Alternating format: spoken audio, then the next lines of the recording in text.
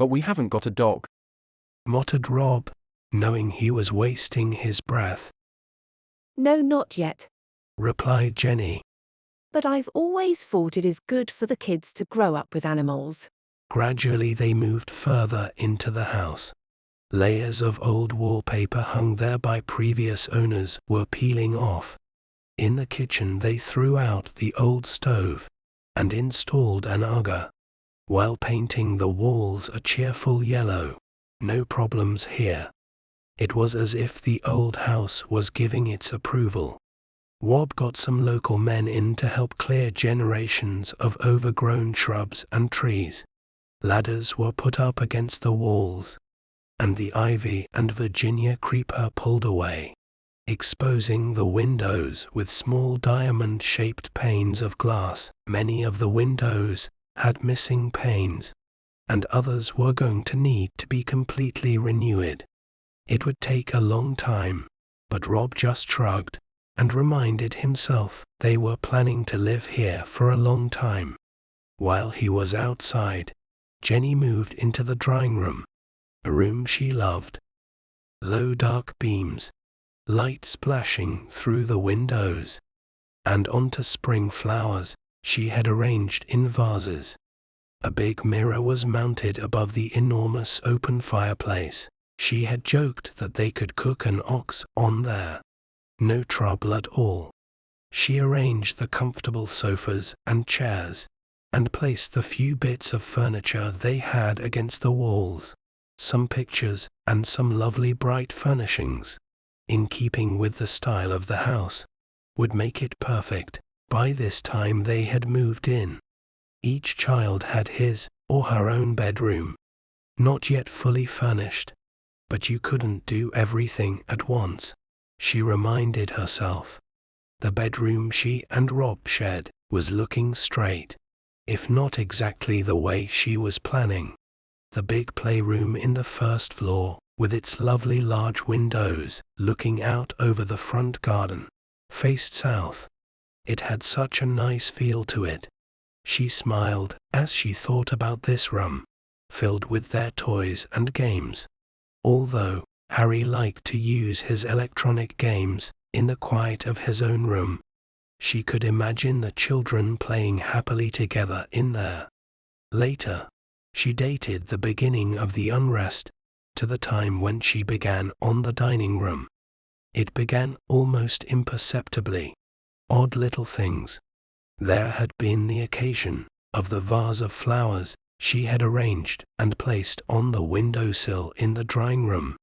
Jenny, after she'd seen Rob off to work, and taken Henry and Lou just up the road to the village primary school, and Jake to nursery, she decided to get on while everything was peaceful. I'll go and clean out the hearth and lay the fire for this evening, she said to herself. They had friends coming over, and she wanted everything to be nice. As she walked into the drawing room, Jenny noticed a flower was lying beside the vase, and not in it. Odd, she thought. I only put those in there an hour ago. She placed the flower back in the water, and left the room to fetch some kindling. Returned and noticed the same flower was out again. This time she shook her head. I am sure I replaced it. Still, as she was busy, she soon forgot about it. Then a few days later, she noticed a cushion on one of the big armchairs near the fire. She had fluffed all the cushions that morning, and now one of them looked as though someone had been sitting on it and squashed it down. Shaking her head, she fluffed it up again. What was going on? Was she going mad? She didn't say anything to Rob. He was busy enough, without her filling his head with things that were probably just her imagination. She went back to the dining room. Funny how it always felt cold, even though it faced south. She was determined to get more of the old and tired flock paper off the walls. Part of it was hanging listlessly anyway. Was it her imagination that made her feel she was being watched? Using a heated wallpaper stripper, and lots of dissolving gunk. She tackled the bit round the fireplace. Suddenly a huge lump of soot fell into the black hole, where long-gone fires had burned brightly. She jumped. Did she hear someone cackling with laughter? No, don't be silly. She told herself out loud. Get on with it. An hour more, as the pile of filthy wallpaper had grown round her feet, before she had to leave to collect Jake from nursery. Jenny had turned ABBA on as background music, pulling more of the thick red paper away. Someone's pride a joy. She found more paper below. Also red.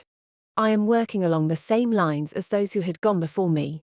I had always seen this room as red. She continued to murmur to herself.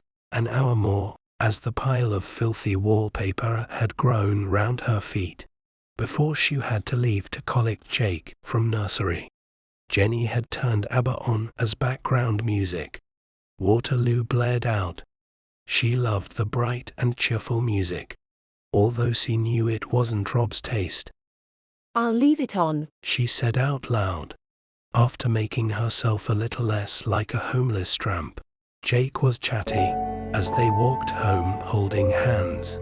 But as they stepped in through the back door, Jenny was shocked to hear, not ABBA, but some dreadful, almost macabre music coming from the dining room. She quickly rushed in and silenced it. What was that? I would never play music, if you could call it music, like that. Shaking, she asked Jake what he would like for lunch, although she knew he would opt for fish fingers and chips. Mechanically, she prepared his lunch, still wondering how the music had changed. Who had switched the program? She settled Jake down on a sofa to watch his favorite CBeebies channel, knowing he would probably doze off, and forced herself back into the dining room. Contrary to her fears, she had an uneventful afternoon. After collecting Harry and Lou from school and listening to their chatter, she suddenly noticed that Jake had disappeared. Where's Jake? She asked the other children.